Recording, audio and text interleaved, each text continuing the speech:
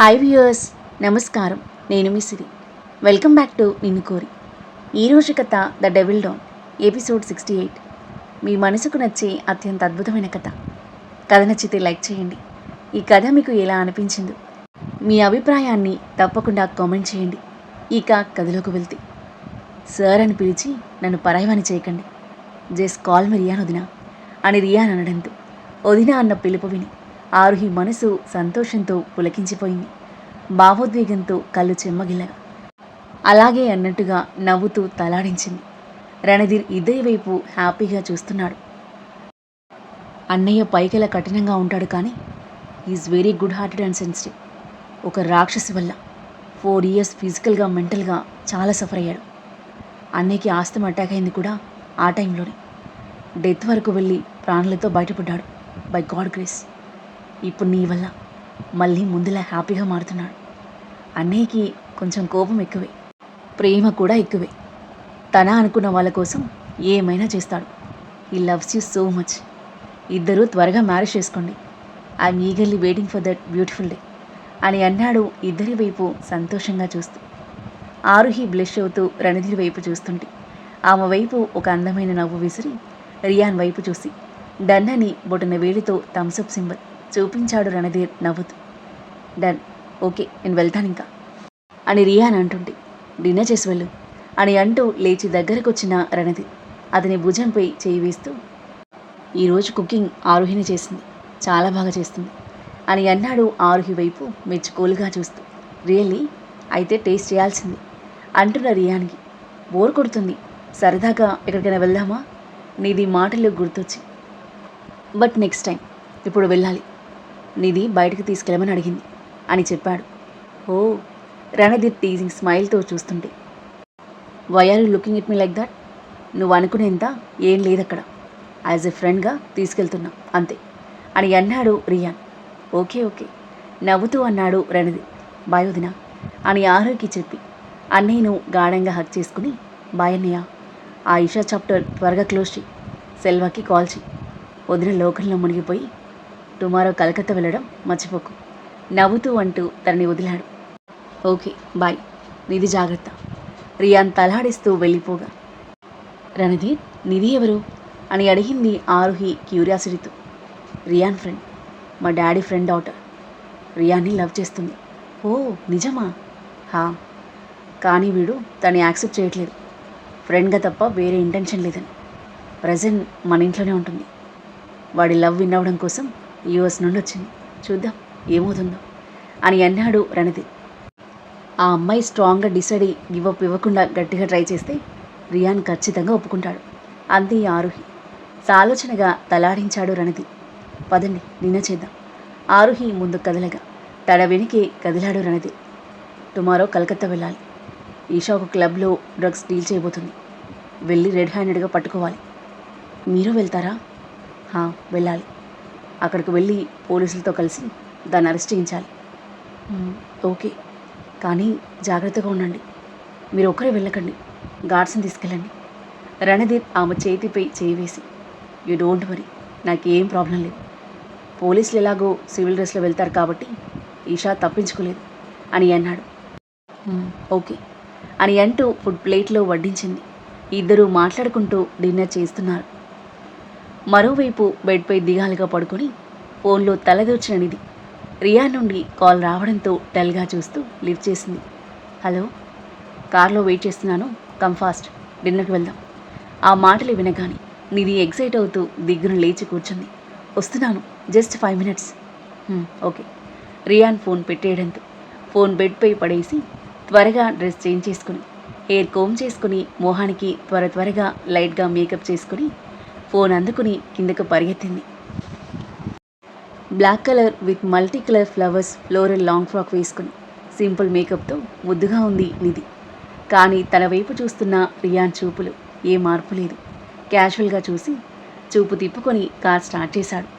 నిధి మాత్రం చాలా రోజుల తర్వాత, కాదు 2 years తర్వాత అతనితో డిన్నర్ వెళ్తున్నందుకు చాలా హ్యాపీగా ఉంది. ఎక్కడికి వెళ్దాం అని అడిగాడు rayon.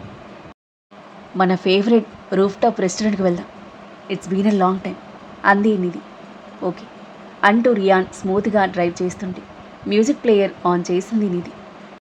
Rayon favourite Telugu melodious songs చెవులకు ఇంపుగా వినపడుతుంటే ఆహ్లాదకరమైన రాత్రి పిల్లగాలి చల్లగా తగులుతూ తనువు పులకించిపోతుంటే మనసైన వాడితో ఆ ప్రయాణం నిధి మనసుకు ఎంతో హాయినిచ్చింది.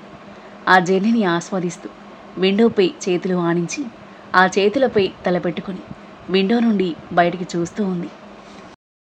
కాసేపటికి రెస్టారెంట్కి చేరుకున్నారు.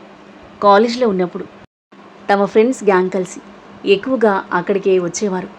వాళ్ళు రూఫ్ టాప్కి రీచ్ అయ్యేసరికి తమ ఫ్రెండ్ శ్రీ కీర్తి కూడా అక్కడే ఉన్నారు. రియాన్తో ఏకాంతంగా గడపబోతున్నానని ఎంతో ఎక్సైట్మెంట్తో వచ్చిన నిధి వాళ్ళని అక్కడ చూసి ఒక క్షణం డిసప్పాయింట్ అయినా మరుక్షణం నవ్వుతూ వాళ్ళిద్దరినీ హగ్ చేసుకుని పలకరించింది. వాళ్ళని చూడగానే నిధి మొహంలో చేరిన డిసప్పాయింట్మెంట్ రియాన్ దృష్టిని దాటిపోలేదు. రియాన్ వైపు ఒక చూపు చూసి కీర్తి చేయి పట్టుకుని తీసుకెళ్తుంటే తనతో పాటు కదిలింది నిధి. రియాన్ చిన్నగా నిట్టూచి శ్రీతో పాటు వారి వెనకాల వెళ్ళాడు. ఫ్రెండ్స్ అందరూ ఎవరి లైఫ్లో వాళ్ళు బిజీగా ఉండి చాలా రోజుల తర్వాత మీట్ అయ్యారు. కాలేజ్ కబుర్లు, ప్రెజెంట్ లైఫ్ గురించి సరదాగా మాట్లాడుకుంటూ డిన్నర్ చేసి ఆ తర్వాత ఎవరి ఇంటికి వాళ్ళు రిటర్న్ అయ్యారు.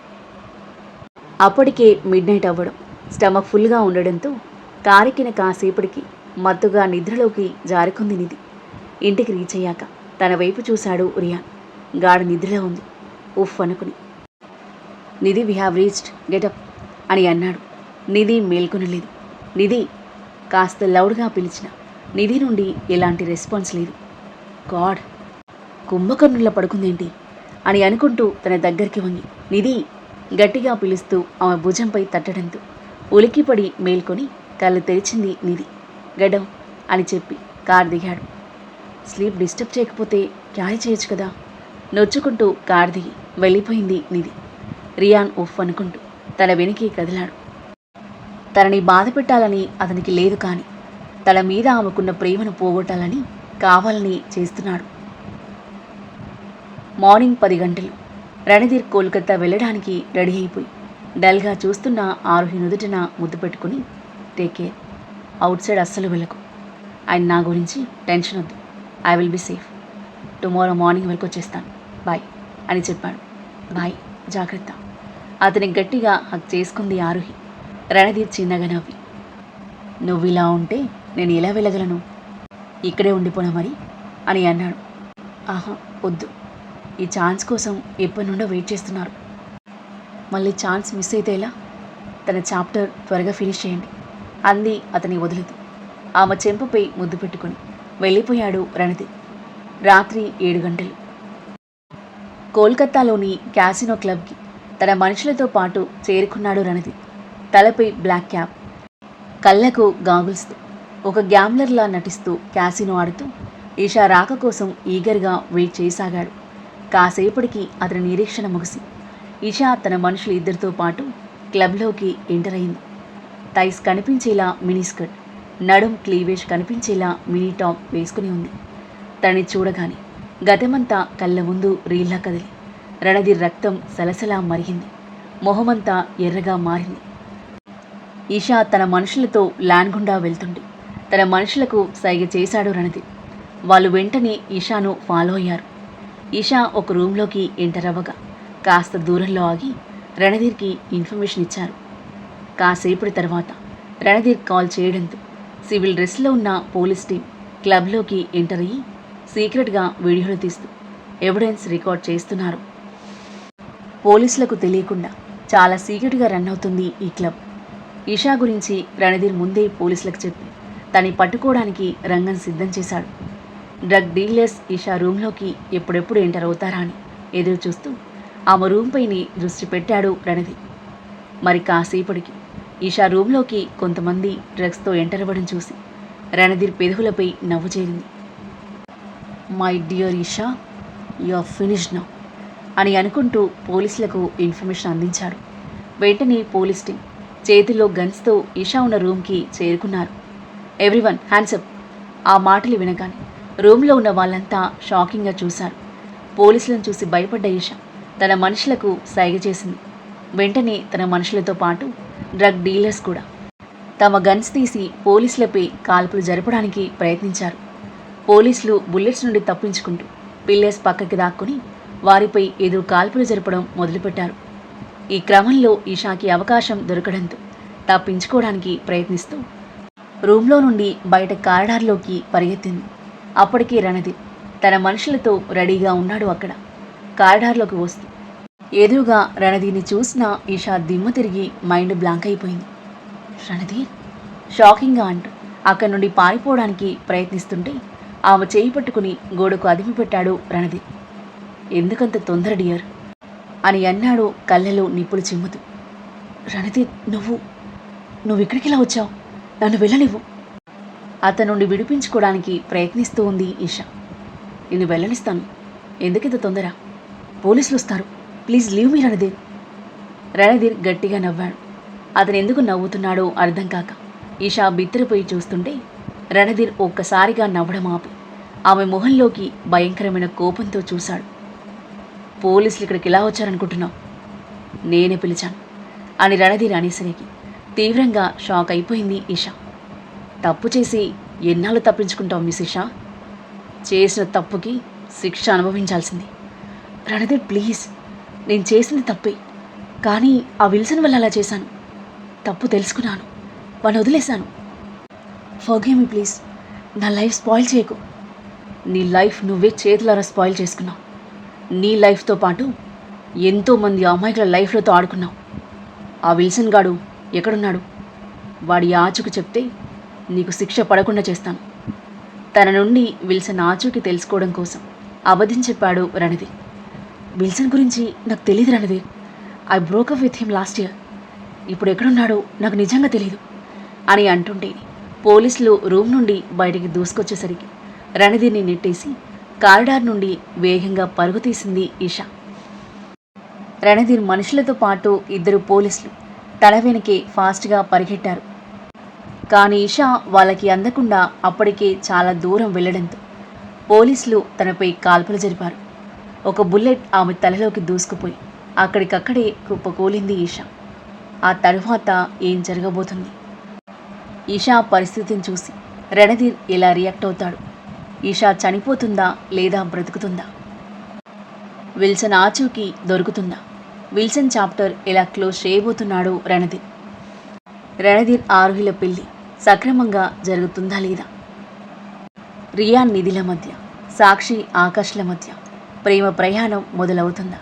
ఈ కథ ఏ మలుపు తీసుకోబోతుంది? అద్భుతమైన కథనంతో ఒక కందని మలుపులతో ఎంతో ఆసక్తికరంగా సాగి ఈ కథ యొక్క నెక్స్ట్ ఎపిసోడ్ కోసం మన నెక్స్ట్ వీడియో చూడండి. కథ నచ్చితే లైక్ చేయండి. ఈ కథ మీకు ఎలా అనిపించిందో మీ అభిప్రాయాన్ని తప్పకుండా కామెంట్ చేయండి. ఇంకా ఇలాంటి ఇంట్రెస్టింగ్ స్టోరీస్ కోసం మన ఛానల్ని సబ్స్క్రైబ్ చేయండి. Thank you for listening.